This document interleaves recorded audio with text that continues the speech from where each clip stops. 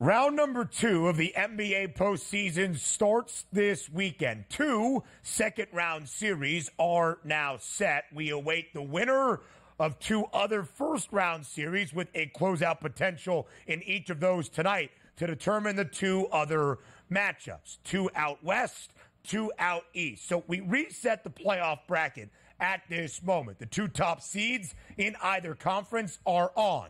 The Boston Celtics into the Eastern Conference second round. They await the winner of tonight's game in Orlando, the Magic and the Cavaliers. Orlando a home favorite. If the Magic win, we head back to game number 7 in the land later this weekend. Game 6 out in the Western Conference. Back in Dallas, the Mavericks an 8-point home favorite. Expected to win this series and clinch over the Clippers tonight. If the Mavericks win, the winner of that series regardless will take on the top seed in the Western Conference, the Oklahoma City Thunder. The 2 series that we know, DRS, are the 2-3 matchup out west, Denver versus Minnesota, 2 versus 6 out east. The Knicks will play host to the Indiana Pacers.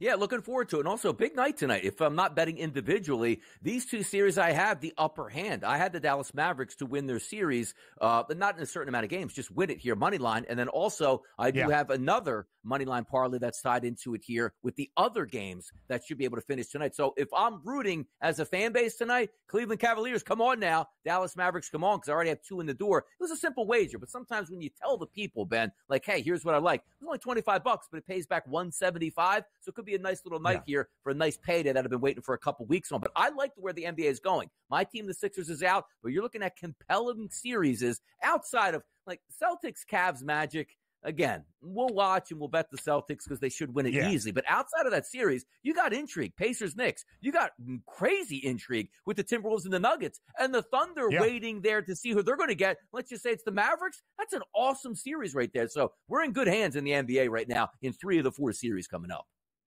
So let's go to the conference odds. 5 teams still remaining as of this moment, of course, in each side of the NBA playoff bracket. We have 3 that have already advanced to the second round out east. It's Boston, New York, and Indiana. In the Western Conference, the top 3 seeds, OKC, Denver, and Minnesota in that order. Donnie, I want to start in the Eastern Conference. The Celtics have been an odds-on favorite for the final month and a half of the NBA regular season, and we've seen that now here into the postseason. As you said, Boston awaits the winner of Cleveland and Orlando. You can see the Magic at this current moment down 3-2 in the series, despite being a home favorite tonight to even it up in game number 6. A very long price at 65-1. Cleveland has the 4th best number at 12-1. Regardless of who wins this series, whether it's the Cavs tonight, the Cavs in 7, Orlando in 7, I don't think the number gets much shorter than 12-1 because you are playing Boston. The Celtics have home floor advantage. More than likely, the Celtics will be at least a minus 500 favorite on that series outright price. It might sound outlandish, but I expect that to be the number.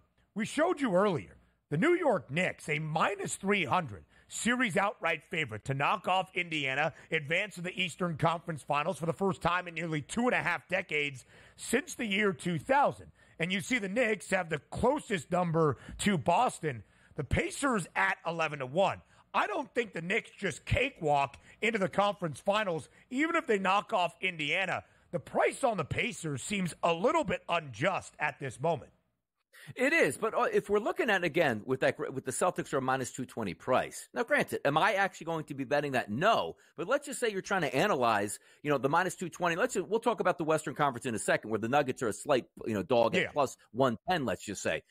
I think the Celtics minus 220, though, honestly, is a very good price. Like, if you had $220 to tie up to win $100 over the next couple weeks, I don't see anybody beating them. And that's not a knock here on the New York Knicks, who I think we're a very competent franchise and a very good team. But if we're looking at getting the breaks here, right? The Celtics, round number 1, if Jimmy Butler and Rozier are there and it's full gas, that might be a fun and competitive series. It wasn't. So, advantage for the Celtics. You don't have to have all that wear and tear of a 6 or game 7 series. Like, okay, who do we have next? Porzingis then gets injured, who's a key component here for the Celtics moving forward. But quite frankly, is anybody going like, oh man, Porzingis is out, Ben? There's no way the Cavs and the Magic, they should be able to easily get back. No, we're looking at an easy victory for the Celtics, which gives you that extra time if you need it for Porzingis to get back before, let's just say, you do take on the Knicks. So as much as you look at that minus 220 price and say to yourself, that's ridiculous, I wouldn't pay it. To be honest, I think it's a great price on the Celtics. I do.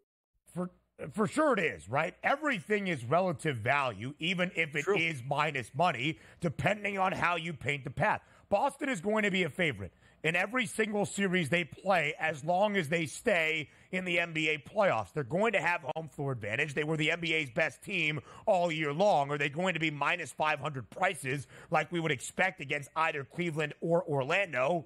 No. But even in an NBA Finals against Denver, which is the expected outcome, Boston is going to be a slight favorite on that series outright price, injuries withstanding. Now we go to the Western Conference. The Nuggets are the favorites at plus 110. They've been minus money at certain points throughout this playoff run, but really have hovered around even money all postseason long. But here's the big difference in the Western Conference as compared to the East. Boston is the favorite. They have home floor advantage the entire way. Denver is the favorite, but the Nuggets are the 2 seed. Oklahoma City would have home floor advantage in a Western Conference Finals matchup against the Nugs. Yes, and you look at the Eastern Conference, the way it's built there, that heavy favorite in the Celtics and a couple teams you think might be able to compete. Let's just say the Clippers get bounced tonight, the Mavericks advance. You probably look at that Mavericks price, at least moving up to a plus 450. So then you have 4 teams left, plus 110, 3-1, plus 380, and let's just say plus 450. You could make an argument for every one of those teams that you cannot make for the Eastern Conference at this point. And you're right about that. The Nuggets are the favorites here. They don't have home court advantage because even though the Thunder easily dispatched of the Pels in round number 1, those questions, it was the Pelicans. They were injured. What were they supposed to do? Not win that series? They easily put them away. I can't wait to see how this plays out, but you could get an argument for all 4 teams and why they make sense if we just leave the Clippers out of the equation.